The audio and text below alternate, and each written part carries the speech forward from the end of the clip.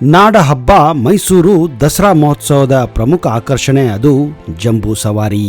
ರಾಜ್ಯ, ಹೊರ ರಾಜ್ಯ ಹಾಗೂ ವಿದೇಶಗಳಿಂದಲೂ ಜನರು ಜಂಬೂ ಸವಾರಿಯನ್ನು ವೀಕ್ಷಿಸಲು ಆಗಮಿಸುತ್ತಾರೆ. ಇಡೀ ಮೈಸೂರು ನಗರವೇ ಸಿಂಗರಿಸಿಕೊಳ್ಳುತ್ತದೆ. ಜಂಬೂ ಸವಾರಿ ಸಾಗುವ ರಾಜ್ಯ ಮಾರ್ಗ ಅಲ್ಲದೆ ನಗರದ ಪ್ರಮುಖ ರಸ್ತೆಗಳು ವಿದ್ಯುತ್ ದೀಪಗಳಿಂದ ಕಂಗೊಳಿಸುತ್ತವೆ. ಮೈಸೂರು ನಗರದ ಹೃದಯ ಭಾಗವಷ್ಟೇ ಅಲ್ಲದೆ ಬಡಾವಣೆಗಳು, ಅಲ್ಲಿನ ಉದ್ಯಾನವನಗಳು ವಿಶೇಷ ರಂಗು ಬಂದಿರುತ್ತವೆ. ಪಾರಂಪರಿಕ ಕಟ್ಟಡಗಳು, ಸರ್ಕಾರಿ ಕಟ್ಟಡಗಳು ಸುಣ್ಣ ಬಣ್ಣ ಬಳಿದುಕೊಂಡು ಮತ್ತಷ್ಟು ಆಕರ್ಷಕವಾಗಿ ಕಾಣುತ್ತವೆ. ಕ್ರಿಸ್ತಿ ಶಕ 1640ರಲ್ಲಿ ಶ್ರೀರಂಗಪಟ್ಟಣದಲ್ಲಿ ರಾಜ ಒಡೆಯರ್ ಅವರಿಂದ ಈ ಒಂದು ಅದ್ಭುತ ಜಂಬೂ ಸವಾರಿ ಹಾಗೂ ವಿಜಯದಶಮಿ ಆಚರಣೆ ಪ್ರಾರಂಭವಾಗಿತ್ತು. ಮೈಸೂರು ಸಂಸ್ಥಾನದ ಕೊನೆಯ ಮಹಾರಾಜರಾದಂತಹ ಜಯಚಾಮರಾಜ ಒಡೆಯರ್ ಸ್ವಾತಂತ್ರ್ಯ ಪೂರ್ವದಲ್ಲಿಯೂ ಕೂಡ ಈ ಒಂದು ದಸರಾ ಆಚರಣೆ ನಡೆಸುತ್ತಿದ್ದರು ಎಂದು ಉಲ್ಲೇಖ ಇದೆ. ದಸರಾಕ್ಕೆಂದೇ ಮಹಾರಾಜರು ಚಿನ್ನದ ಜರಿಯ ಫಳಫಳನೆ ಹೊಳೆಯುವ ಪೋಷಾಕಗಳನ್ನು ಧರಿಸಿ ಸಿದ್ಧರಾಗುತ್ತಿದ್ದರು. ಆ ನಂತರ ಆನೆ ಮೇಲಿನ ಅಂಬಾರಿಯಲ್ಲಿ ಆಸೀನರಾಗುತ್ತಿದ್ದರು. ಜಂಬೂ ಸವಾರಿಯು ಅರಮನೆಯ ಆವರಣದಿಂದ ಮಧ್ಯಾಹ್ನ ನಂತರ ನಿಗದಿತ ಶುಭ ಮುಹೂರ್ತದಲ್ಲಿ ಆರಂಭವಾಗುತ್ತಿತ್ತು. ಈ ವೇಳೆ 21 ಕುಶಾಲ ತೋಪುಗಳನ್ನು ಹಾರಿಸಲಾಗುತ್ತಿತ್ತು. ತುತ್ತೂರಿ ಮತ್ತು ಕಹಳೆಯ ಶಬ್ದದೊಂದಿಗೆ ಮೆರವಣಿಗೆ ಆರಂಭವಾಗುತ್ತಿತ್ತು. ಇದೇ ವೇಳೆ ದೇಶ ಗೀತೆಗಳನ್ನು ಹಾಡಲಾಗುತ್ತಿತ್ತು.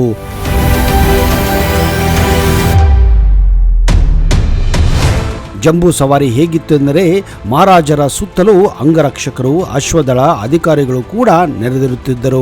ಮಹಾರಾಜರ ಸಹಿತ ಚಿನ್ನದ ಅಂಬಾರಿಯನ್ನು ಹೊತ್ತು ಸಾಗುತ್ತಿದ್ದ ಗಜಪಡೆಯು ಸುಂದರವಾಗಿ ಕಂಗೊಳಿಸುತ್ತಿತ್ತು. ಅದಕ್ಕೆ ಚಿನ್ನದಿಂದ ನಕ್ಕಿ ಮಾಡಿದ ಪೋಷಾಕು, ಚಿನ್ನದ ಕಾಲುಗಡಗ, ಬೆಳ್ಳಿಯ ಗಂಟೆ, ಗೊಂಡೆಗಳ ಸಹಿತ ಪೋಣಿಸಿದ ಹಗ್ಗದ ಸಾಲು, ಅಂಗಾಂಗದಲ್ಲಿ ಆಕರ್ಷಕವಾಗಿ ಬರೆಯಲಾದ ಚಿತ್ರಗಳಿಂದ ಶೋಭಿಸುತ್ತಿತ್ತು. ಅಲ್ಲದೆ ರಾಜಗಾಂಭೀರ್ಯ ನಡಿಗೆ ಜಂಬೂ ಸವಾರಿ ಕಳೆ ಕಟ್ಟುತ್ತಿತ್ತು. ಜಂಬೂ ಸವಾರಿಯು ಅರಮನೆ ಆವರಣದಿಂದ ಹೊರಟು ಉತ್ತರ ದ್ವಾರದ ಮೂಲಕ ಚಾಮರಾಜನಗರ ವೃತ್ತಕ್ಕೆ, ನಾಲ್ವಡಿ ಕೃಷ್ಣರಾಜ ಒಡೆಯರ್ ವೃತ್ತದ ಕಡೆಗೆ ಸಾಗಿ ಅಲ್ಲಿಂದ ಸಯ್ಯಾಜಿರಾವ್ ರಸ್ತೆಯಲ್ಲಿ ಸಾಗಿ ಬನ್ನಿ ಮಂಟಪವನ್ನ ತಲುಪುತ್ತಿತ್ತು. ಇದಕ್ಕೂ ಮುನ್ನ ಅರಮನೆಯ ಉತ್ತರ ಬಾಗಿಲು ದಾಟಿ ಬರುತ್ತಿದ್ದಂತೆಯೇ ಕಟ್ಟಲಾಗಿದ್ದ ಹಸಿರು ಮಂಟಪದಲ್ಲಿ ನಿಂತು ಮಹಾರಾಜರಿಗೆ ಹಾರ ತುರಾಯಿ ಹಾಕಿ ಗೌರವವನ್ನು ಕೂಡ ಸಲ್ಲಿಸಲಾಗುತ್ತಿತ್ತು. ಜಂಬೂ ಸವಾರಿಯ ಚಿನ್ನದ ಅಂಬಾರಿಯಲ್ಲಿ ಕುಳಿತು ಸಾಗುವ ಮಹಾರಾಜರನ್ನು ನೋಡಲು ಎರಡೂ ಕಡೆ ಜನ ಕಿಕ್ಕಿರಿದು ನೆರೆಯುತ್ತಿದ್ದರು. ಜಂಬೂ ಸವಾರಿ ಬನ್ನಿ ಮಂಟಪವನ್ನು ಸೇರಿದ ಬಳಿಕ ಅಲ್ಲಿ ಬನ್ನಿ ಮರಕ್ಕೆ ಪೂಜೆ ಸಲ್ಲಿಸಲಾಗುತ್ತಿತ್ತು. ಆ ನಂತರ ಮಹಾರಾಜರು ಕುದುರೆ ಮೇಲೆ ಕುಳಿತು ಟಾರ್ಚ್ ಲೈಟ್ ಪರೇಡ್ ನಲ್ಲಿ ಭಾಗವಹಿಸುತ್ತಿದ್ದರು. ಅಶ್ವದಳ, ಪದಾತಿ ದಳ ಸೇರಿದಂತೆ ಹಲವು ದಳಗಳಿಂದ ಗೌರವ ವಂದನೆ ಸ್ವೀಕರಿಸುತ್ತಿದ್ದರು. ಈ ವೇಳೆಗೆ ಇಡೀ ಮೈಸೂರು ವಿದ್ಯುತ್ ದೀಪದಿಂದ ಬೆಳಗುತ್ತಿತ್ತು. ರಾತ್ರಿ 9:30 ಗಂಟೆಯೆಲ್ಲ ಕಾರ್ಯಕ್ರಮಗಳು ಮುಗಿದು ಮಹಾರಾಜರು ಅರಮನೆಯನ್ನ ಸೇರುತ್ತಿದ್ದರು.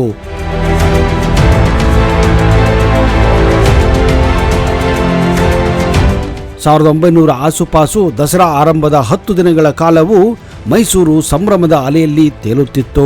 ಈಗ ಚಾಮುಂಡಿ ತಾಯಿಯ ವಿಗ್ರಹವನ್ನ ಕೂಡಿಸಲಾಗುತ್ತದೆ. ದೇಶ ವಿದೇಶಗಳಿಂದ ಜನ ಬರುತ್ತಾರೆ.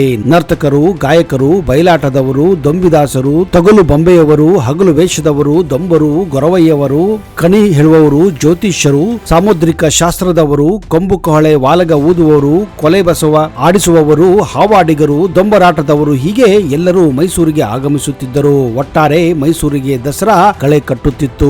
ಈಗಲೂ ಕೂಡ ಈ ಸಂಪ್ರದಾಯವೇ ಮುಂದುವರೆದುಕೊಂಡು ಬಂದಿದೆ. ಆದರೆ ಈಗ ಸ್ವಲ್ಪ ಮಟ್ಟಿಗೆ ಹೈಟೆಕ್ ಕೂಡ ಆಗಿದೆ. ಮಧ್ಯಾಹ್ನ ಶುಭ ಕುಂಭ ಲಗ್ನದಲ್ಲಿ ಅರಮನೆಯ ಬಲರಾಮ ದ್ವಾರದಲ್ಲಿ ನಂದಿ ಧ್ವಜಕ್ಕೆ ಪೂಜೆ ನಡೆಯುತ್ತದೆ. ಚಿನ್ನದ ಅಂಬಾರಿಯಲ್ಲಿ ವಿರಾಜಮಾನವಾಗಿರುವ ತಾಯಿ ಚಾಮುಂಡೇಶ್ವರಿ ದೇವಿಗೆ ಪುಷ್ಪಾರ್ಚನೆ ನಡೆಯುತ್ತದೆ. 24 ಕುಶಾಲ ತೋಪುಗಳ ಗೌರವ ನಂತರ ಅರಮನೆಯ ಆವರಣದಲ್ಲಿ ವಿಜಯದಶಮಿಯ ಅತ್ಯಾಕರ್ಷಕ ಮೆರವಣಿಗೆ ಚಾಲನೆ ನೀಡಲಾಗುತ್ತದೆ. ಜಂಬೂ ಸವಾರಿ ಅರಮನೆ ಆವರಣದಿಂದ ಬನ್ನಿ ಮಂಟಪದವರೆಗೂ ಕೂಡ ನಡೆಯುತ್ತದೆ. ಅಂಬಾರಿ ಹೊತ್ತ ಆನೆ ಜೊತೆ ಪೊಲೀಸರ ಬ್ಯಾಂಡ್ನ ಅತ್ಯಾಕರ್ಷಕ ತಾಳವಾದ್ಯ, ಕಂಸಾಳೆ ಕುಣಿತದ ಮೈನವಿರೇಳಿಸುವ ದೃಶ್ಯ ಹಾಗೂ ಕಲಾ ತಂಡಗಳ ಮನಮೋಹಕ ನೃತ್ಯ, ಮನಮೋಹಕ ಸ್ತಬ್ಧ ಚಿತ್ರಗಳು ದಸರಾ ಜಂಬೂ ಸವಾರಿಯ ಮುಖ್ಯ ಆಕರ್ಷಣೆ ಆಗಿರುತ್ತವೆ.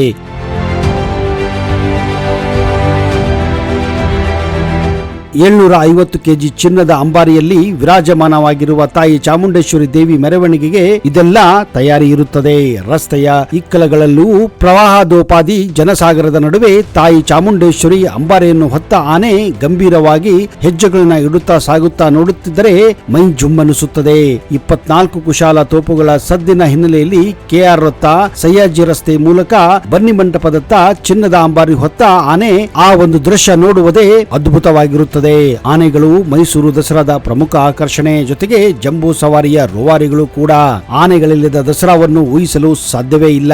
ವಿವಿಧ ಆನೆ ಶಿಬಿರಗಳಿಂದ 2 ತಂಡವಾಗಿ ಆಗಮಿಸುವ ಗಜಪಡೆ ಕಾಡಿನಿಂದ ನಗರವನ್ನು ಪ್ರವೇಶಿಸುತ್ತಿದ್ದಂತೆಯೇ ಮೈಸೂರಿಗೆ ದಸರಾ ಕಳೆ ಬಂತೆಂದು ಗೊತ್ತಾಗುತ್ತದೆ. ದಸರಾಕ್ಕೆ ಸುಮಾರು 1.5 ತಿಂಗಳು ಇರುವಾಗಲೇ ನಾಗರಹೊಳೆಯ ವೀರನ ಹೊಸಹಳ್ಳಿಯಿಂದ 6 ಆನೆಗಳ ಮೊದಲ ತಂಡ ಗಜಪಯಣ ಮೈಸೂರಿಗೆ ಆಗಮಿಸುತ್ತದೆ. ಆ ನಂತರ ದಸರಾಕ್ಕೆ ಕೆಲವೇ ದಿನಗಳಲ್ಲಿ ಉಳಿದ 6 ಆನೆಗಳ 2ನೇ ತಂಡ ಕೂಡ ಬರುತ್ತದೆ. ಈ ಗಜಪಡೆಗೆ ಮೈಸೂರಿನ ಅರಮನೆ ಆವರಣದಲ್ಲಿ ದಿನನಿತ್ಯ ವಿವಿಧ ಬಗೆಯ ಭಾರಿ ಭೋಜನ, ಅದರಲ್ಲೂ ಜಂಬೂ ಸವಾರಿಯಲ್ಲಿ 750 ಕೆಜಿ ತೂಕದ ಚಿನ್ನದ ಅಂಬಾರಿಯನ್ನು ಹೊತ್ತು ಸಾಗುವ ಆನೆಗೆ ವಿಶೇಷ ಸತ್ಕಾರವನ್ನು ಕೂಡ ಕೊಡಲಾಗುತ್ತದೆ.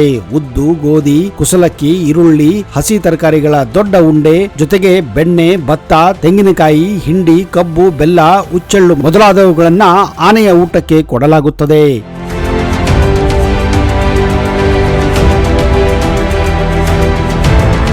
ಇದಲ್ಲದೆ ಹಸಿರು ಮೇವುಗಳಾಗಿ ಆಲದ ಮರದ ಸೊಪ್ಪು, ಹುಲ್ಲನ್ನು ಆಗಾಗ ಕೂಡ ನೀಡಲಾಗುತ್ತದೆ.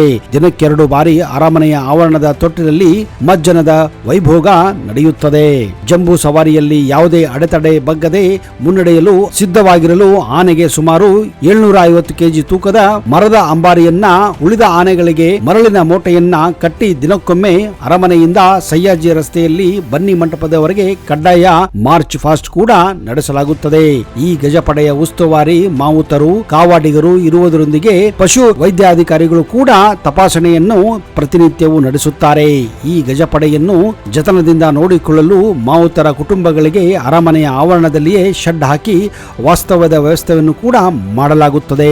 ಸುಮಾರು 1.5 ತಿಂಗಳ ಹೆಚ್ಚು ಕಾಲ ದಿನನಿತ್ಯ ಕಠಿಣ ತಾಲೀಮು ನಡೆಸಿ ದಸರಾ ದಿನದಂದು ಕಣ್ಣು ಕುಕ್ಕಿಸುವಂತಹ ವೇಷಭೂಷಗಳಿಂದ ಕೊಂಗೊಳಿಸುತ್ತಾ ಗಾಂಭೀರ್ಯದ ಹೆಜ್ಜೆ ನೀಡುತ್ತಾ ಮೆರವಣಿಗೆಯಲ್ಲಿ ಸಾಗುವ ಗಜಪಡೆಗಳನ್ನು ನೋಡುವುದೇ ಒಂದು ಅದ್ಭುತ ದೃಶ್ಯ.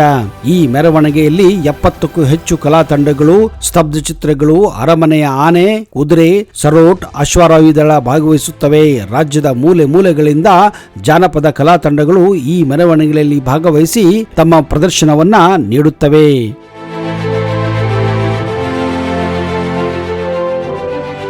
ಸ್ನೇಹಿತರೆ, ಜೀವನದಲ್ಲಿ ಅದರಲ್ಲೂ ನೀವು ಕರ್ನಾಟಕದಲ್ಲಿದ್ದು ಒಮ್ಮೆಯಾದರೂ ಈ ಜಂಬೂ ಸವಾರಿಯನ್ನ ಅಂದ್ರೆ ಮೈಸೂರು ದಸರಾದ ಈ ಜಂಬೂ ಸವಾರಿಯನ್ನ ನೋಡದೇ ಇದ್ರೆ ನಿಜಕ್ಕೂ ನೀವು ಅತ್ಯಂತ ವಿಶೇಷ ದಸರಾವನ್ನ ಮಿಸ್ ಮಾಡಿದ ಹಾಗೆ ಆಗುತ್ತದೆ. ಹಾಗಾದ್ರೆ ಒಂದಿಲ್ಲ ಒಂದು ದಿವಸ ಮೈಸೂರಿಗೆ ತಲುಪಿ, ಅದರಲ್ಲೂ ದಸರಾ ಸಂದರ್ಭದಲ್ಲಿ ತಲುಪಿ ಈ ಜಂಬೂ ಸವಾರಿಯನ್ನು ನೋಡಿ ನೀವು ಕೂಡ ಖುಷಿ ಪಡಬಹುದು. ಸ್ನೇಹಿತರೆ, ಒಂದು ವೇಳೆ ನಿಮಗೆ ಈ ವಿಡಿಯೋ ಇಷ್ಟ ಆದಲ್ಲಿ ಜೈ ಚಾಮುಂಡೇಶ್ವರಿ ಎಂದು ಕಮೆಂಟ್ ಬಾಕ್ಸ್ ಅಲ್ಲಿ ಹಾಕಿ. ಇಂತಹದೇ ಇನ್ನಷ್ಟು ಕುತೂಹಲ ಮಾಹಿತಿಯೊಂದಿಗೆ ಮುಂದಿನ ಸಂಚಿಕೆಯಲ್ಲಿ ಮತ್ತೆ ಸಿಗುತ್ತೇನೆ. ಅಲ್ಲಿಯವರೆಗೆ ಜೈ ಹಿಂದ್, ಜೈ ಕರ್ನಾಟಕ. ನಿಮಗೆಲ್ಲ ಶುಭವಾಗಲಿ.